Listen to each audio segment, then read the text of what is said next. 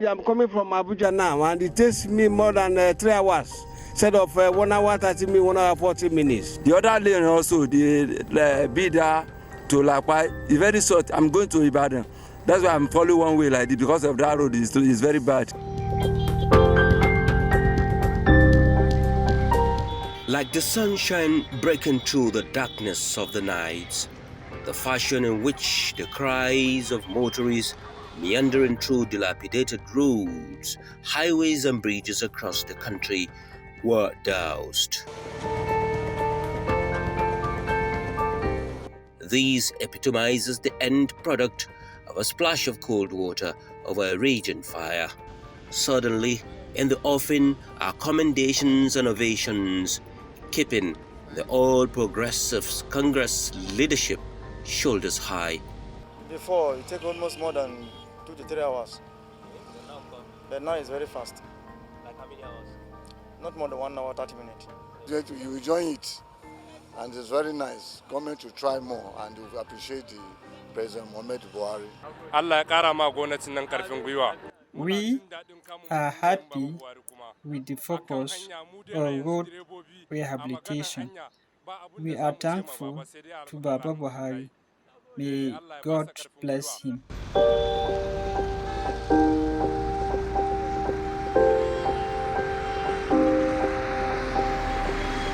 What are those critical interventions in the area of infrastructure that has been carried out in the last couple of years that is able to silence the noise that has been made about bad roads, you may ask? Series of brain-racking sessions yielding cocktail of policies which unlocks new sources of fund.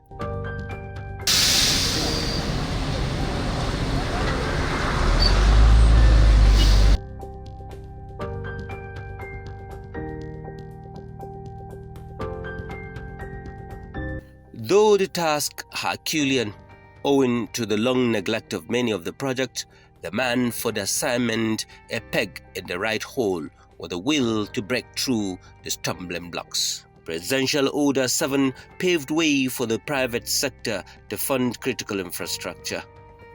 NNPC Tax Credit Fund became the darling of the policy, splashing out 621 billion naira, targeting the rehabilitation of 27 roads across the 6 geopolitical zones of the country.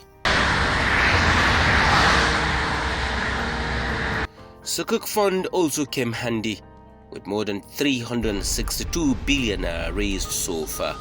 This and a couple of other channels of funding brought back to site hundreds of contractors who have downed tools and demobilized men and machinery.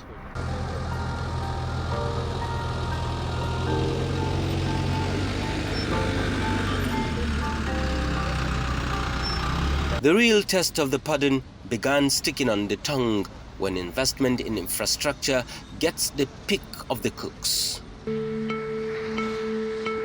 Abuja-Lokoja Highway was one of the projects thrown to the ashes until Sukuk Fund gave it a lifeline. Now, 42 kilometers done and handed over.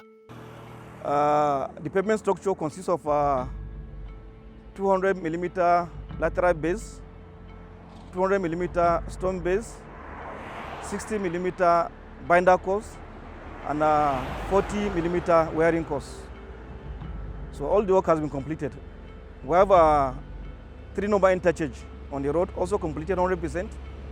We have 5 pedestrian bridges, which have been completed also, as well as 3 river bridges, all completed.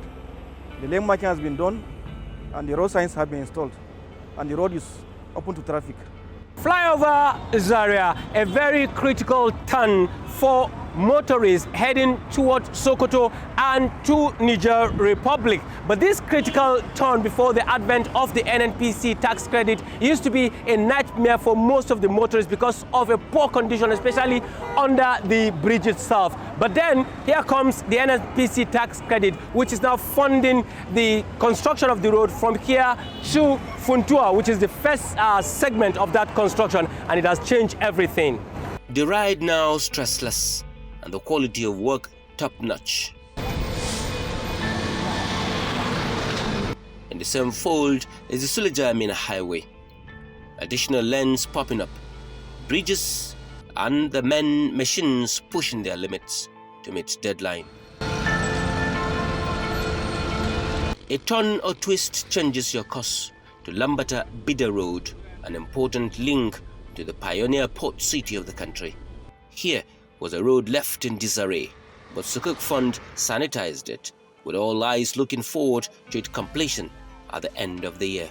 This is one of the NNPC financed through tax credits, and the promise is that it's going to be financed to finish, not that it will be financed midway. So this road will be finished in good time, and we are expecting that before the rainy season, maybe June, all the trouble spots will be addressed. 15 to 20 minutes would have been the duration a motorist would use to pass by the city of Kaduna itself, plying through the Eastern Bypass, which contract was awarded more than 20 years ago. But works on the Eastern Bypass itself has been in the mood of the chameleon work. But until the birth of Sukuk, which injected life into the project itself, and so far about 80% of the project has been completed.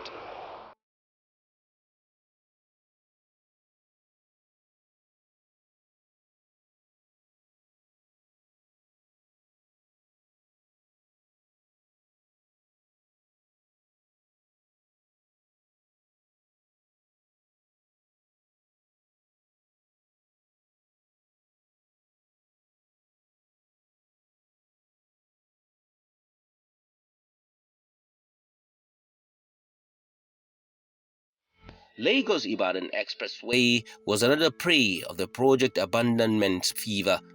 But once again, the progressives found the elixir that brought back and kept the contractors on site.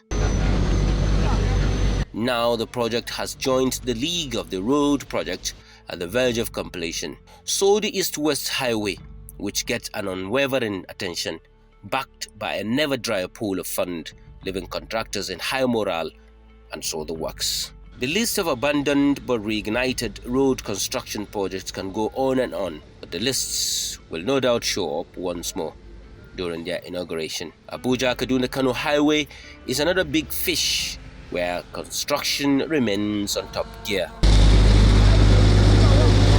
Some segment of the Kaduna-Zaria Highway completed. What is more interesting about the reconstruction of the Abuja-Kaduna-Kano Highway is the quality of the work being done so far. You don't need an expert to come and analyze to you what makes it thick. Even the eye of the layman sees the thickness of the first layer of the asphalt, and that stands out. With eye-catching lay markings carrying instructions and guidelines for the safety of travelers. When you look at the three sections, you have Kaduna, Abuja to Kaduna, Kaduna to Zaria, Zaria to Kano. Zaria is a hub where you have commuters coming from Sokoto, KB, even Katsina. Now, from Kano again, down from Maiduguri, people come down to Kano. Likewise, from Jos, Bauchi. So the traffic volume here, when we started this work, was more than 20,000 per day. So you can see that the amount of vehicle that apply this road is very, very high compared to the other sections. And also from the Kaduna end, most of those things you see coming from the southern part of the country, most of them from the ports, they apply this road towards to the north and northern part of the country. Of course, when you do that one, the vehicle maintenance cost of vehicles is drastically reduced. Two, the operating cost is reduced because when you move, the fueling is less, and also the time you waste on the road is less, and that impacts even on the what you buy in the market, because the businessman look at all this one, it's part of the cost components that they put on it. And also in terms of industrialization, if you look around, many companies are coming up because there's convenience to move around now. So a lot is happening. That is across the road. Within Kaduna, a lot of activities are taking place because they see that there's ease of movement. People can now get into Kaduna, out of Kaduna. Then if you come to the people staying within this area, a lot of people have been employed within the community. Many of them have been employed, and if you look at businesses too, indirect business has come up to be. Many people now have sell food. Those who have houses, rented and water, the price has gone up. So it's a win-win situation. Everybody is benefiting. To further open our eyes to the wonders of these projects, we headed to Kano, savoring the sweetness of spotless drive. No food for a lazy man, they say, but what we saw here among the men with the Midas touch, operating the machines and laying the critical particles that makes the road is no room for a lazy man. Here too, a significant part of the Zaria-Kano segment of the works has been completed with lay markings and handed over. The contractors are on site and making appreciable progress, quite all right. The total length, if you translate it into a single carriageway, means you are multiplying 137 by 2, which will give you 274 kilometer stretch. So far, the contractors have achieved, out of the 274 kilometers, the contractors has achieved 140 kilometers completed section, cumulatively at about 3 sections where they mobilize.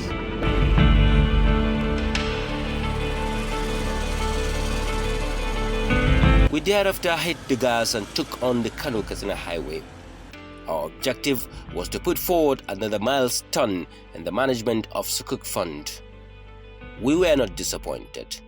The quality of work and distance covered on that highway uncommon. It's important to just mention a quick point about payment to contractors. When we pay contractors don't necessarily keep the money.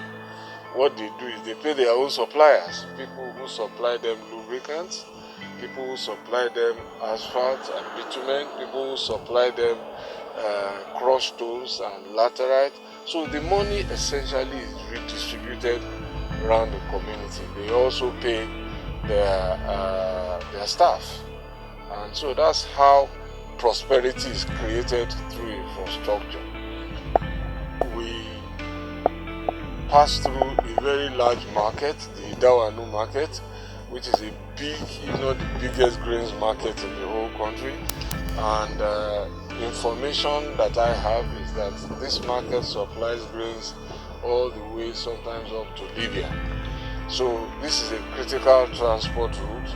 And when I was talking about efficiency and prosperity, you can ask the farmers now, and the suppliers and distributors of grains and the transporters, how this road is already impacting on their livelihoods in terms of the turnaround time, how easy it is to get their grains to market, and so on and so forth. And you will see the efficiency, the prosperity, and the savings that I am talking about and the benefits to them.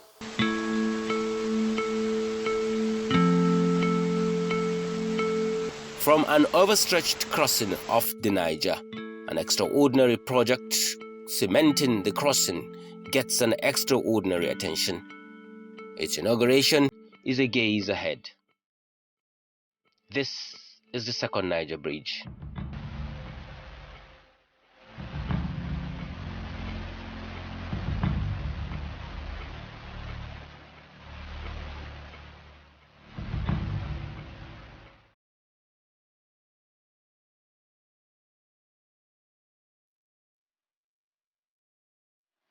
But for the Mfam Bridge in Cross River State, an international crossing to the Cameroon, the presidential tape cutting is what it is waiting for. So also its sister, which is gateway to the Calabar port. A precipitation of road inauguration took over the skies in the year 2021. The tapes were sliced to open up to traffic Newe Udume Road, sections 1 and 2, a smooth drive through Enugu and Ebonyi State. Sokoto Tambuwal, Jega Kontagora, Makera, 1 and 2, all completed and inaugurated. Vandekia Obuti Cattle Ranch Road, Phase 1 and 2 in Benue State, also joining the queue.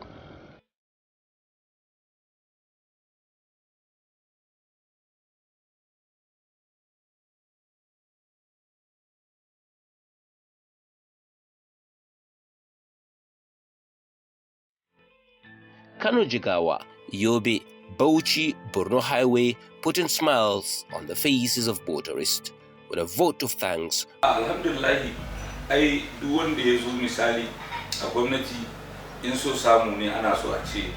Every government strives to make life easier for its people. Example, when this government came, it focused much more on rehabilitation of bad routes, and that has touched lives. Traveling now has become easier, time-saving, and cost-saving too.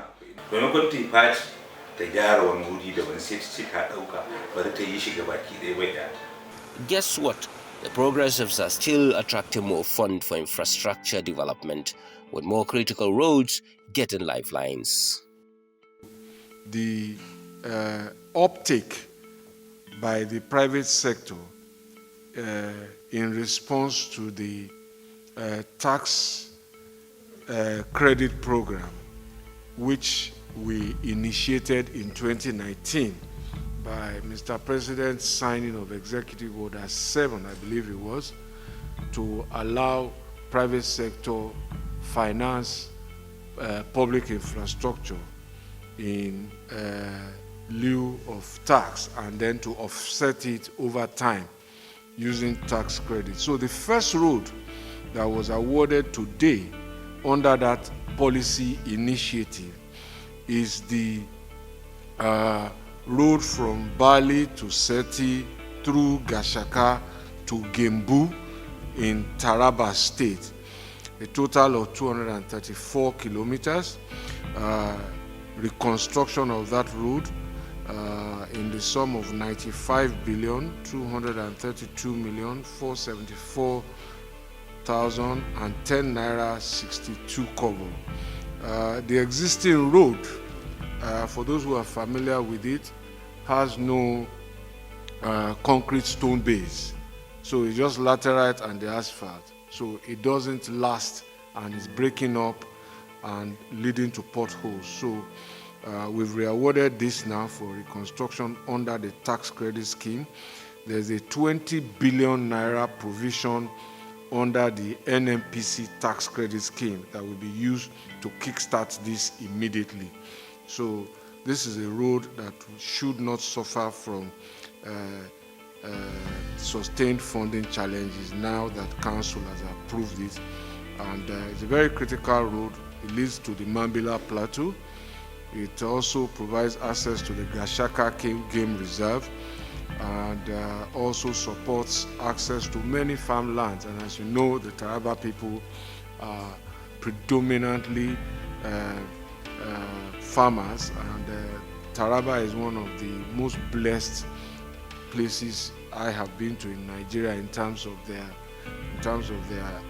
environment, their ecology, and opportunities for so many things relating to agri.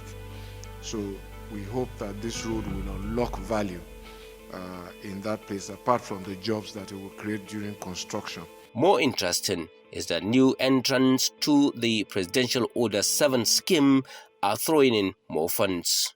The applicant in this case is Mainstream Energy Solutions, a major energy player in the country, is now seeking to also participate in this policy by investing a total of 74,486,577,050 naira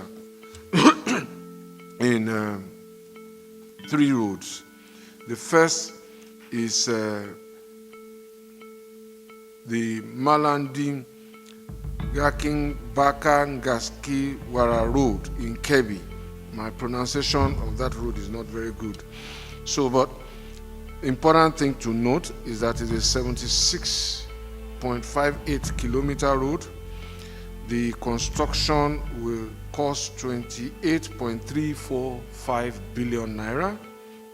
The second road is Mokwa to Nasarawa Road in Niger State, 83.041 kilometers for rehabilitation at a cost of 31.366 billion naira. And the third is Sabongeri Uni Auna Road in Niger State for reconstruction of 45.13 kilometers at a cost of 14.774 billion naira. The expected delivery period will be about 36 months. Rolling machines doing their own thing, rolling over the newly laid asphalt to make it smoother. The same manner, the federal government is making the sources of funding for infrastructure smoother. That means we will continue to inaugurate more projects like this one. And in the course of doing that, we will celebrate the champion who made this possible.